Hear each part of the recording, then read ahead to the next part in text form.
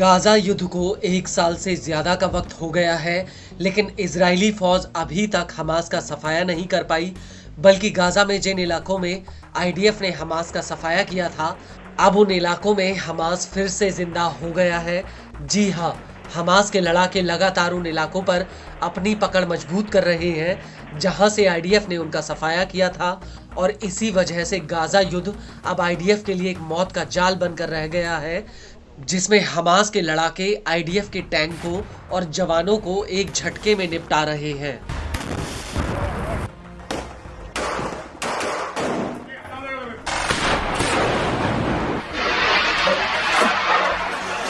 लेकिन गाजा के भीतर हमास अकेले इस जंग को नहीं लड़ रहा, बल्कि गाजा के तमाम छोटे बड़े प्रतिरोधी समूह अब हमास के साथ एक हो गए हैं, और ये सभी मिलकर अलग अलग फ्रंट से आईडीएफ के ऊपर भीषण हमले कर रहे हैं।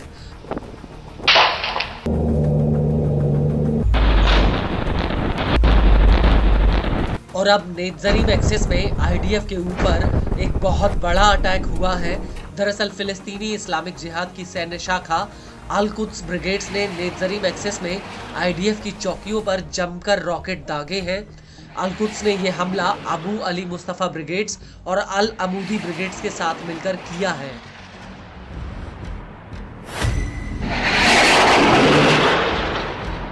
अल कुद्स ने इस हमले का बाकायदा एक वीडियो भी रिलीज किया, जिसमें साफ दिख रहा है कि कैसे अल कुद्स का एक लड़ाका जमीन पर ईंटों के ऊपर लॉन्चर फिट करता है और फिर इन लॉन्चर्स में रॉकेटों को लगाता है।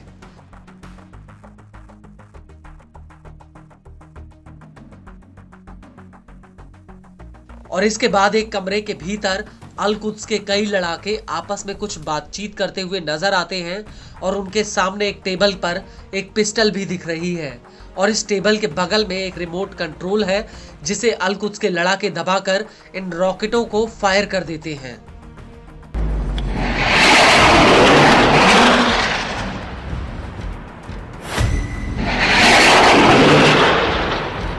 और इसके बाद एक लड़ाका घनी हरियाली में छिपकर एक लॉन्चर में बड़े बड़े रॉकेट भरकर उन्हें दनादन नेत्जरीम एक्सिस की तरफ फायर कर रहा है।